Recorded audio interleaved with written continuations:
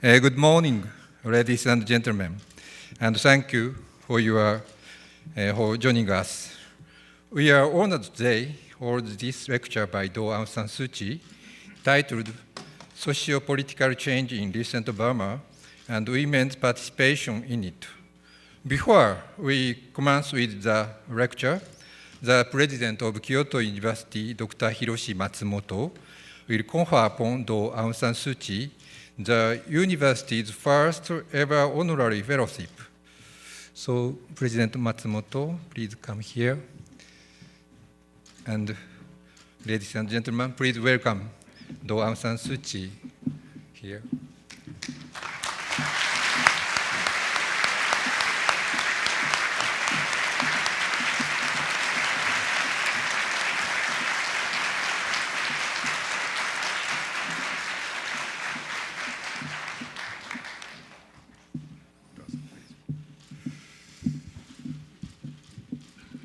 This is to certify that Daw Aung San Suu Kyi was elected Honorary Fellow of Kyoto University on April 15, 2013. This is the first Honorary Fellow issued from this university. Congratulations. Hiroshi Matsumoto, President of this university.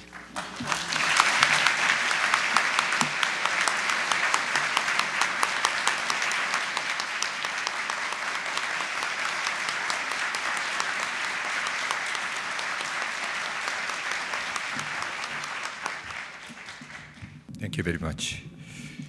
We will now proceed with the lecture by Daw Aung San Suu Kyi.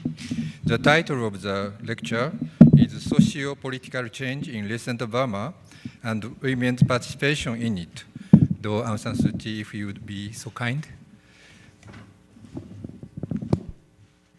Good morning. It's a great honor and a pleasure to be here, to speaking to the fellows and students of Kyoto University. First of all, let me tell you that it was a wonderful surprise and a great honor to know that I have been elected the first honorary fellow of this university. I shall treasure this day, and I will be very proud to be one of you. The topic on which I have been asked to speak is socio-political change in Burma and women's participation. First of all, we have to ask, what socio-political change? What change are we talking about? Is it the change that is supposed to have taken place since 2010?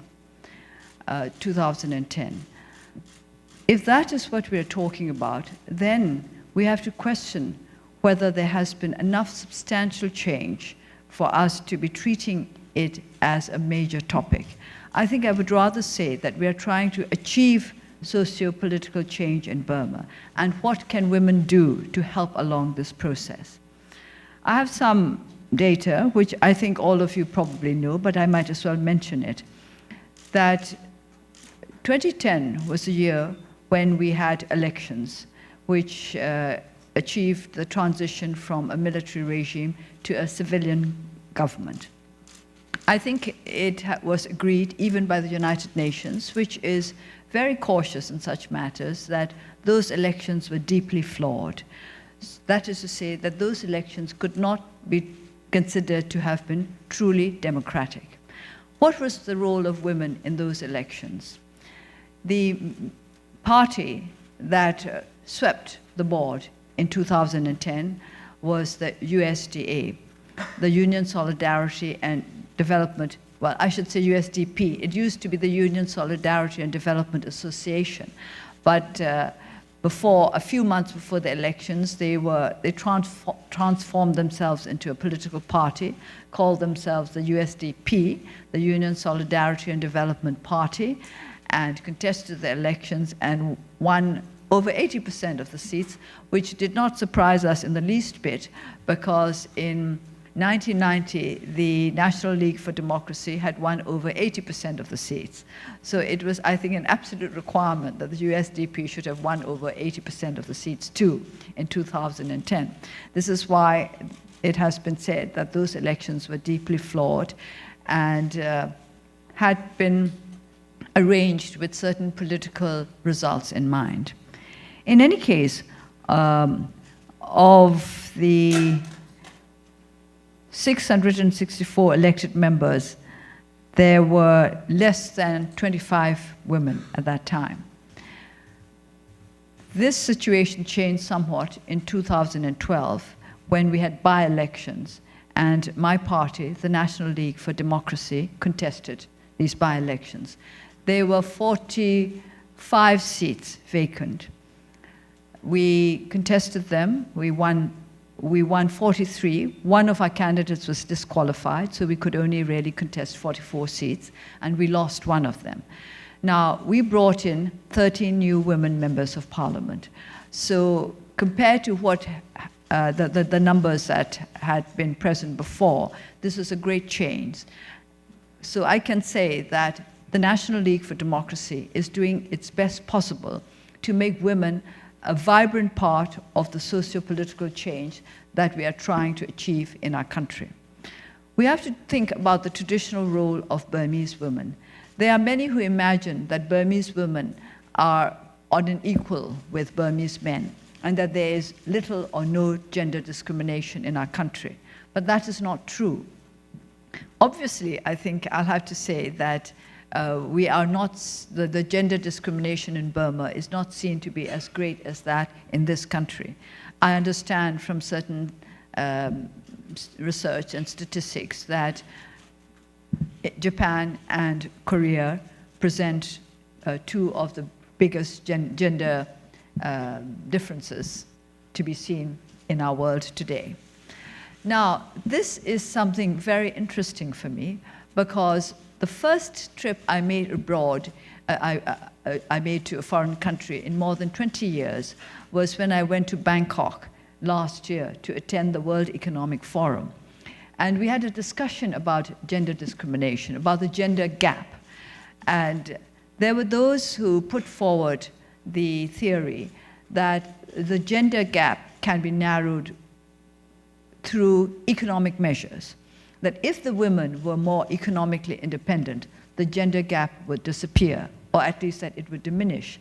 So I put forward the question, if that is so, if the gender gap is largely economic in nature, why is it that the greatest gender gaps in the world exist in Japan and in South Korea, where the economies are booming, where the economic power of women is strong?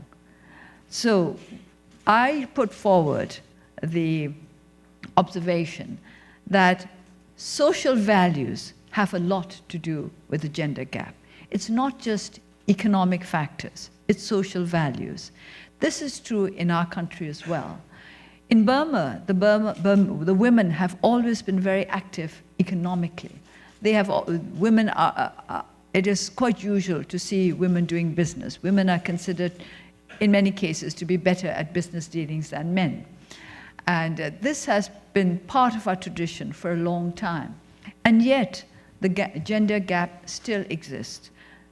Leaving aside what I've already said about the very, very few women in Parliament today, we can look at, say, the Foreign Service. My mother is the only women ambassador Burma has ever had, and she served from 1960 to 1967. Before then and since then, there have been no women ambassadors from Burma. So you see that the gap is everywhere. It's not just in Parliament, it's there in the ministries. There is only one woman minister in Burma today, and she became a minister just a few months ago. Previous to that, there was not a single woman minister in our government. There are, I think now, 4 of 5 deputy ministers, which still is not enough. Let's see, ministers. 4 new women deputy ministers were appointed in 2012, that's to say last year, a few months ago. So the gender gap can be seen everywhere. And if we look at education, the great majority of our teachers are women. But when they get to the level of township educational officer, most of them are men. Very, very few women. And of course, I'm sure you're all aware of the fact that the education minister is a man, and he certainly presents the minority gender in education, because the great majority of those engaged in education are women. So there is this gender gap, there is this gender discrimination. And I think it is social and psychological more than economic. I say psychological because women themselves have a part to play in this gap. Women themselves still have this perception that it is not womanly, it is not feminine to push yourself forward. And our women have still yet to learn the difference between assertiveness and aggressiveness and passiveness. Either our women are passive or they are aggressive, because they do not know, and the men do not know, that there is a halfway measure, that is assertiveness. To be assertive is not to be aggressive, and it's not to be passive. We have to learn this very simple lesson before we can take part satisfactorily in the socio-political changes that we are trying to achieve in our country today. When the NLD decided to contest the by-elections last year, we chose our candidates very carefully. Our policy was that we would try to include as many women candidates as possible, as many women as possible, as many younger people as possible, as many people from the ethnic nationalities as possible. And sometimes, of course, these three coincide. We had candidates who were young, who were women, and who belonged to ethnic nationality groups.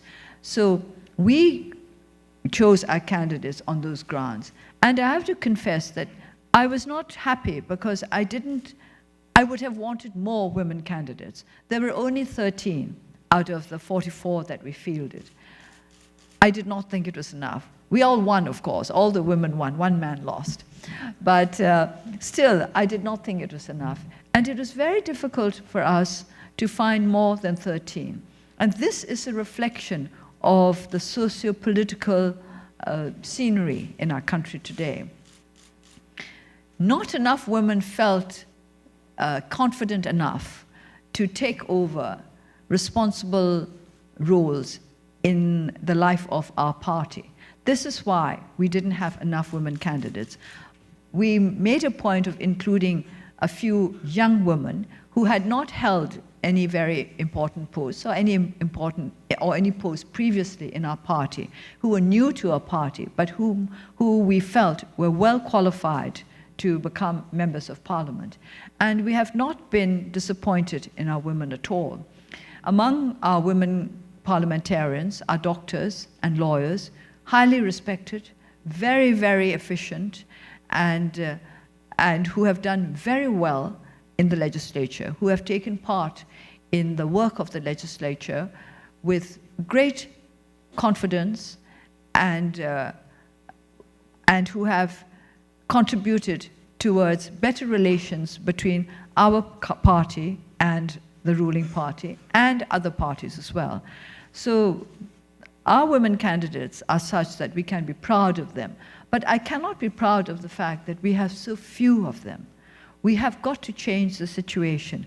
Why is it that in Burma, where women have never had to stay indoors, we've never had to suffer purdah, and we've always inherited equally with our brothers, why, in spite of the economic advantages we have had and the freedom, physical freedom that we have enjoyed, our women do not play the kind of role that we would wish them to play? I would wish Burmese women to be at the forefront of effective women's participation in the changes that we hope will take place in our country. So why is this? There is a saying in Burma to which I object very, very greatly. The saying is that a woman must treat her son like a lord and her husband like a god. I think that's nonsense. And until we get rid of these ideas, our women will never play the kind of role that I think they should play. I have yet to meet any woman who really believed her husband was a god. And I don't know about Japanese women, but I don't think I've ever met a single Burmese woman who thought her husband was a god. So why do they keep saying these meaningless things? That you must treat your son like a lord and your husband like a god. And from a very young age, our women are discriminated against. In quite a number of families, they would prefer to send, if they cannot afford to send all their children to school, they prefer to send their sons to school, and their daughters will leave school early and help the family, or either economically or just in the home. But it is well known that girls are better students in Burma. Those who graduate and go into medical school have to obtain the highest marks. The medical school demands the highest marks. And as it happens, more girls than boys get into medical school, and that in spite of the fact that girls are discriminated against and required to get higher marks than boys in order to get into medical school. So our girls are better students, and yet there is still this perception that educational openings and educational opportunities should be given to the boys rather than to the girls. So this is to do with perception and to do with social values and nothing to do with what actually happens in real life. And what is also disturbing is the fact that very many Burmese will say that it's better to have a daughter because she will look after her parents. And yet, in spite of the fact that they say this, and they recognize the fact that daughters are more responsible and more caring of their parents, they still give preference to their sons when it comes to opportunity. This is something that we'll have to change. It is not that we wish to attack the men. I think our men are very nice, and I like them very much. But I think that we must make our women understand that we will make better partners if we are equals, rather than if we are inferiors. It's not just the men who must understand that women make better partners as equals. The women themselves must recognize it, that they will make better partners as equals and not as inferiors. This is particularly important in social and economic change. If we are trying to bring about social and economic change, we must recognize the equal, at least equal, ability and capacity of women. I would like more men to enter the world of education. I want more school masters, more men teachers, because I think that it will create a better balance between the genders in our society if children are taught by men as well as by women. And if they learn to see that their education, their upbringing, their nurture is as much in the hands of men as of women, that the roles of men and women are interchangeable in some important aspects of life.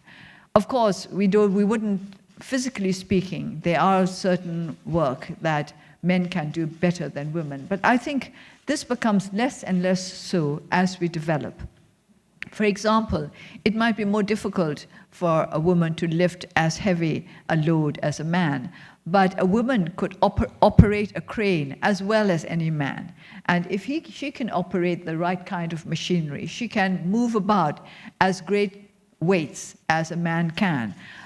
The changing world means that there are more roles in which women can be on an equal basis with men than there used to be before. And certainly in social political roles, this is very important. I've often wondered why our Foreign Office has never produced another women ambassador. Not because we do not have able women. I think because the foreign minister we've only had foreign ministers who were men, and of course heads of state who were men, and governments were dominated by men, and the Foreign Office was dominated by men. And so it was taken for granted that women would not do as well as ambassadors, though I think probably women would make better ambassadors than men in many countries. So it's a matter of perception. We have to change our perception of what women are capable of and what men are capable of, especially in Burma today. Now, of course, I am the leader of my party, and obviously I'm a woman. And people will ask whether this has made any difference to the way in which our people see the role of women in politics. I've thought about this very seriously. In my country, nowadays, many people refer to me as mother. But I wonder if I had been a man, if they would have referred to me as father. Because I'm not aware that they have referred to any other political leader in Burma, among the men political leaders, as father. Of course, they call my father the father of the nation. But when he was alive, he was not referred to as father. Of course, he was very young. He was only 33. He was not yet 33 when he died, and he was not of an age when most people would have referred to him as father. But I still wonder, if I had been a man, if people would have referred to me as their father. Is it something to do with the fact that I'm a woman, that they refer to me as a mother, and that they see the maternal role as more important than the role of political leader in my case? I'm not sure. I think if you asked a young Burmese, he would probably say that he accepts me as a political leader. But why the emphasis on the maternal aspect of my leadership? I don't think I'm particularly maternal as a political leader. I'm as tough as any of the other political leaders. I'm probably tougher. That's why I'm where I am. And so why is it the maternal aspect that our people still emphasize? So this is to do with socio-psychological values. And if we want our women to play a more assertive, a more vigorous role in politics, do we need to change this? In a way, I would like to say no, because I think we would like to add the maternal role to that of political leader. It should not be either or, but both. So we will have more to offer than the men, whereas men can offer simply plain political leadership. We should be able to offer political leadership as well as the kind of nurturing qualities that mothers bring. So we should not see the fact that there is an emphasis on the maternal aspect of my leadership as a reason for concluding that the political role of women is smaller, narrower than the political role of men. We should see it as something positive, as proof that the political role of women can be broader than the political role of men. In that way, we should be able to nurture our society so that it becomes that our country becomes the kind of nation in which people can be secure and people can be happy in a rather old-fashioned way than they can be now. We should try to be able to build a new kind of socio-political atmosphere through the assertiveness of women, through the role of women. Politics is not an easy business, as I'm sure, I don't know how many politicians there are in this room, but I'm told that academics engage in a lot of politics too. So I'm sure they all understand that politics is difficult. Politics puts forward many challenges, and these challenges have to be met at different levels. In our country, politics has been particularly difficult over the last 50 years. Many people forget that Burma fell under military dictatorship in 1962, which means that for half a century, we lived under military dictatorship. And this has shaped the political psyche of our people and of our government. I often say that it's not the military mindset that worries me so much as the military dictatorship mindset, which is something quite different, and I must say, something worse. And if we are to become the kind of democratic society that we wish to become, the mindset of those who were shaped by years of military dictatorship must change. And in this case, I think our women are more capable of faster change. Our women have been less affected by the military dictatorship mindset than the men. And through our ability to see things in a different way from the men who still think that the art of government is the art of keeping control over the people. We must change it to something else, that the art of government is a matter of winning over the people to understand what we are trying to do and to support what we are trying to do. It's not control so much as nurture that is needed if we are to build a new political scene in Burma. And this nurture we have to try to achieve on an everyday basis. We start with education, and when we start, we don't, not just with education in the conventional sense, but we have to start with early childhood development. Early childhood development starts before the child is born. It starts with the mother. So we start with women. If we want to change our society, we have to start with women. We have to start with the child before it's born. And those who have actually worked with early childhood development schemes have discovered that the effect is very great. The effects can be seen within a very short period of time.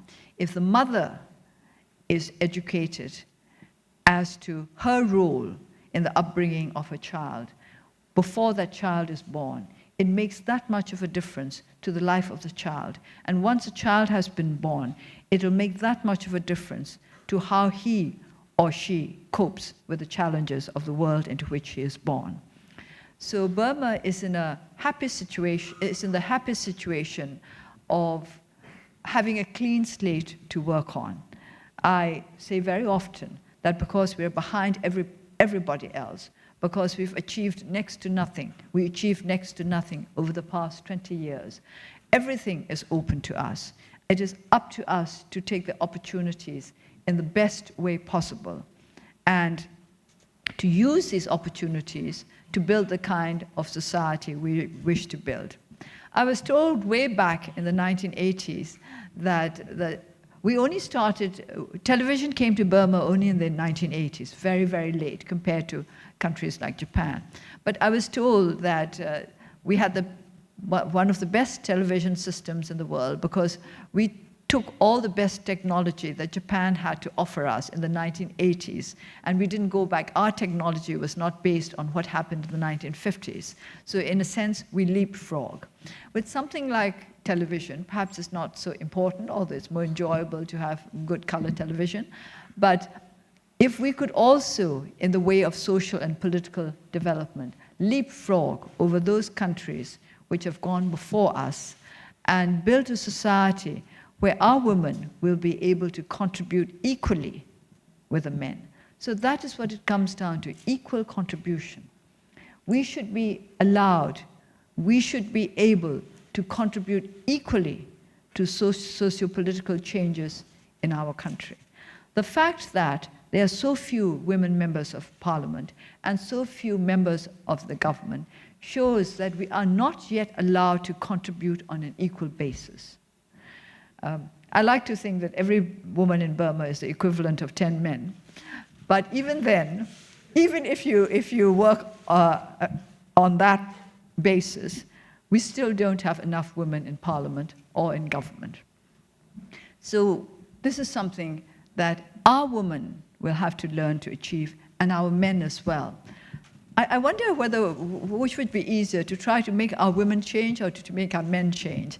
I have a feeling that sometimes our women are tougher, and so perhaps we should try to make the men change first, and then the women will change as well.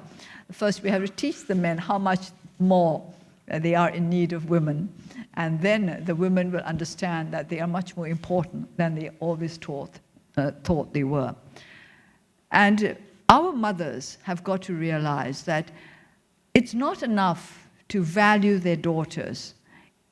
They've got to make this value evident in terms of the opportunities they give to their daughters. As I said earlier, parents depend on their daughters, but when it comes to opportunities, they give the best ones to the sons.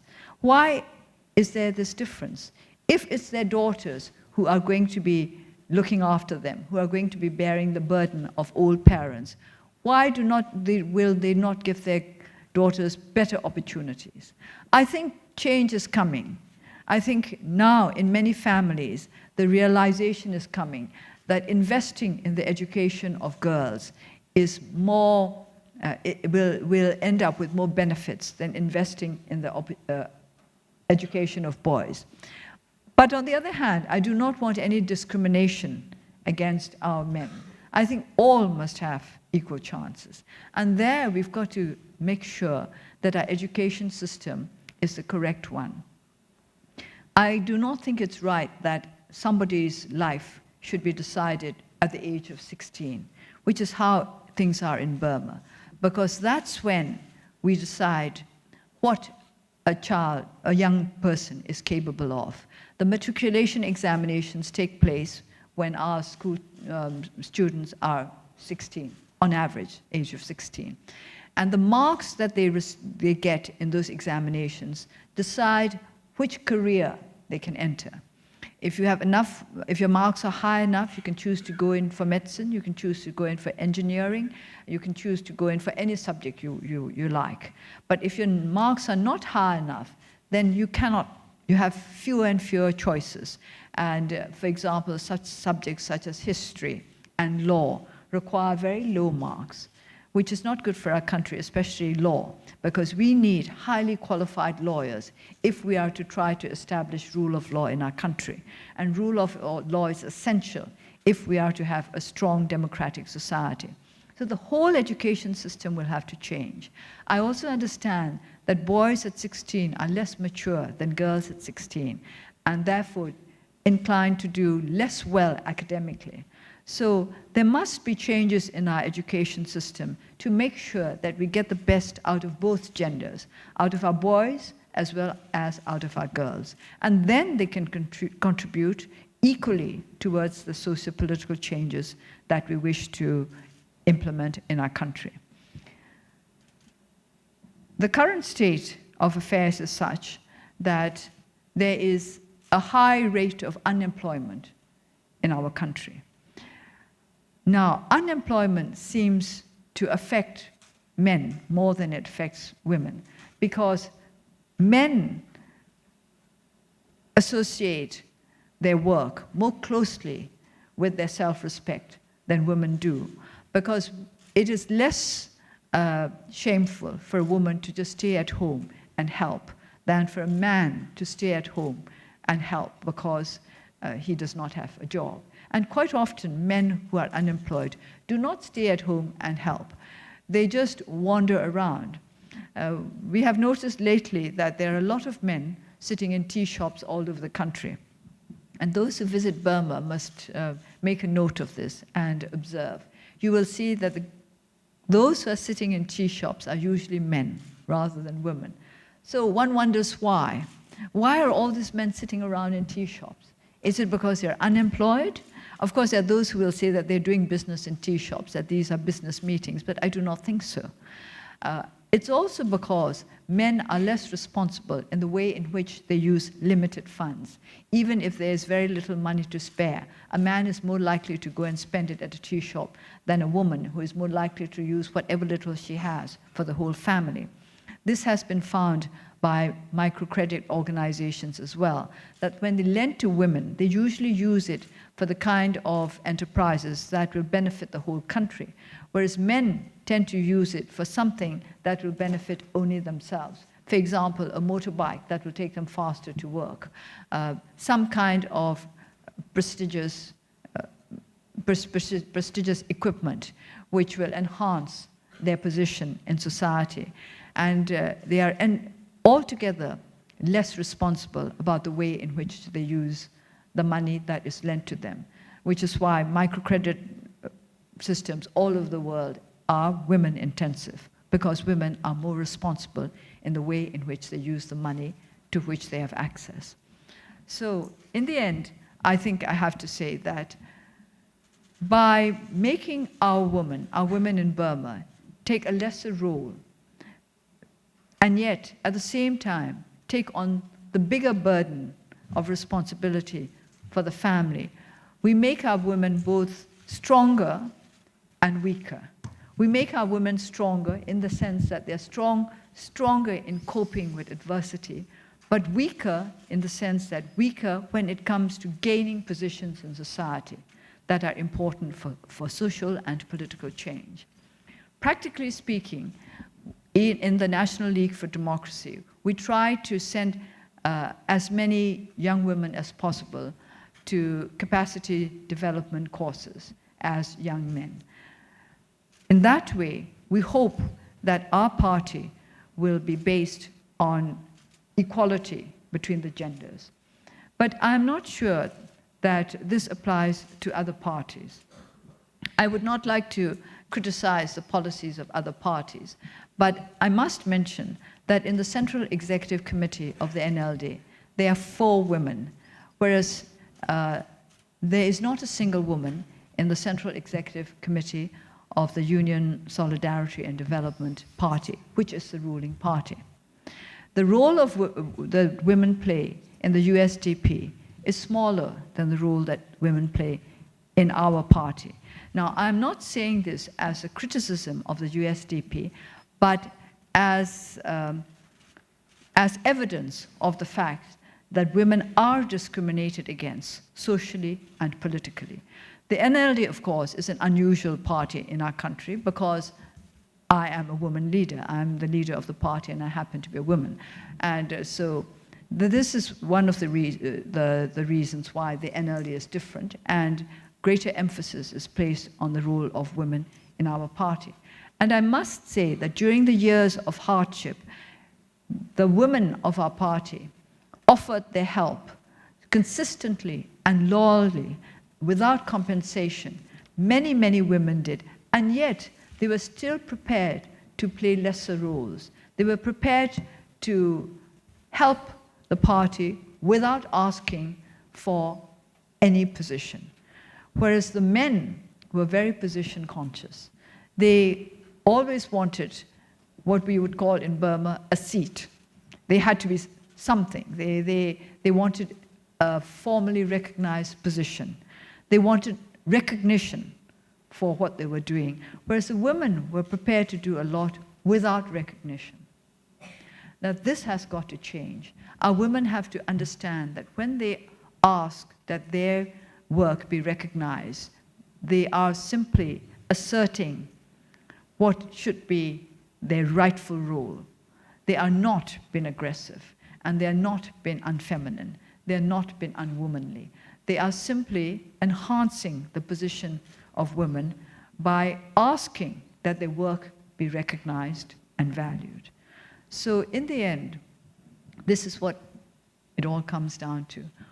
The work of women, the contribution that women make to socio-political changes in Burma must be recognized and must be given the right value. It's not just the men who are capable of bringing about socio-political changes.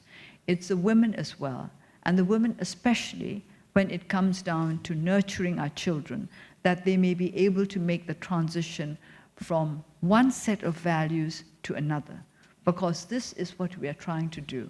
We are trying to make the transition from a set of values totally influenced by decades of military dictatorship to a set of values influenced by recognition of the value of each individual in our society, which is what democracy is all about.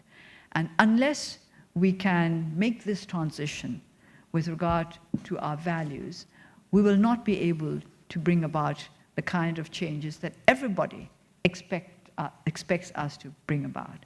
So if you wish to help the transition of Burma from dictatorship to democracy, you will have to help the transition of our women from a position where they have undervalued themselves to one where they recognize their true value and are prepared to assert themselves, not because they wish to remove men from the scene, but because they wish to help them as equals.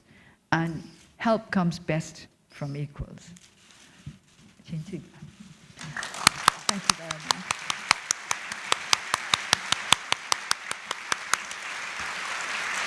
Daw Aung Suu Kyi, thank you very much indeed for your inspiring and important words for Japanese us. Yeah, too. So, thank you. So we have prepared a short question and answer session, but we have only 3 or 4 minutes. I'm sorry, I think I took up too much time. No problem. So I have got to look at my watch, which is on Burma time, so I got a bit confused. So I have selected only one representative to answer the question. The question will be asked by Ms. Aiko Takigawa of the Graduate School of Management. So Takigawa-san, please. Well, thank you very much for your interesting lecture. And personally, I believe if more women participate in society, our world can be a better place, and the transformation can be seen very easily in Asia. By the way, my question is about your patient. We all understand that one of the toughest challenge that people can face is how to maintain or keep your faith for such a long time. And we all know that you have been kept in your house for such a long duration of time, but you've never given up. And I'd like to ask your secret, your patient, how could you keep your faith? Thank you. Actually, I think the question itself reflects how differently people see women from men. If I had been a man, they would have said I was very tough. But because I'm a woman, they say I'm very patient. But it comes to the same thing, the ability to cope with whatever you have to face. And that has to do with your beliefs, not necessarily your faith in a religion as such, but your beliefs in what you wish to get out of this life. And I never thought that it would have been possible for me to back away from the movement for democracy, because that was the road I chose. And the road that you choose, you walk until the end. That is how I look at it. Now, if I were a man, I think people would have taken it for granted that I would stay solidly committed. But because I'm a woman, often it is thought that I have to be particularly patient, or I have to depend on some kind of faith or the other. But I think I'm just tough.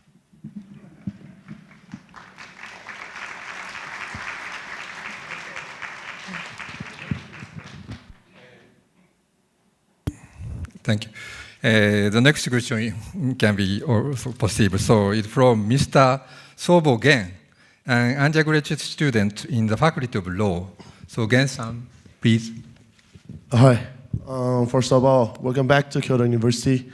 Thank you. It was a really great time for me, and not only for me, but for all of us here, to listen to one of the greatest leaders in human history, I believe. I have no offense in any words in my question, so please forgive my poor English if you felt really bad about my question. You have experienced so many hardships, such as under house arrest for years. And I'm sure you're tougher than any muscular guys in my football Of course. team. But what I wanted to ask was, why was it so important for you and for your country to be democratic? And what is the most difficulty in your country, in such a country with many minority races? Well, the two are connected. You talk about the multiplicity of races. One of the reasons, the main reason why I think democracy is necessary is because of this. We are made up of different ethnic nationalities. So we have to realize that unity can be built out of diversity. And the best political system that will enable us to achieve unity out of diversity is the democratic system. Not that I think it's perfect. Everybody knows that democracy is not perfect. But still, better than other systems, it will allow us to build unity out of diversity. And the greatest problem for us is precisely that. The Burmese people, the people of Burma, I should say in general, are not very strong when it comes to negotiated compromise. Our culture is such that we tend to go in for the zero-sum game. You want to win all. You do not want to compromise. That's part of our social values, and that needs changing. We must build up a culture where negotiated compromise is seen as something to be valued, to be respected, and to be desired. Yeah. Okay. Thank you very much indeed, Daw Aung San Suu Kyi, for your most enlightening responses, and also for two students for your honest questions. We have now come to the end of today's lecture, and in closing, we'd like to offer a small token of our gratitude to our honored guest, Daw Aung San Suu Kyi. On behalf of the student, faculty, and staff of Kyoto University, I'd like to invite Ms. Mika Nagamura, a third-year student in our Faculty of Integrated Human Studies, to present Daw Aung San Suu Kyi with a bouquet of flowers.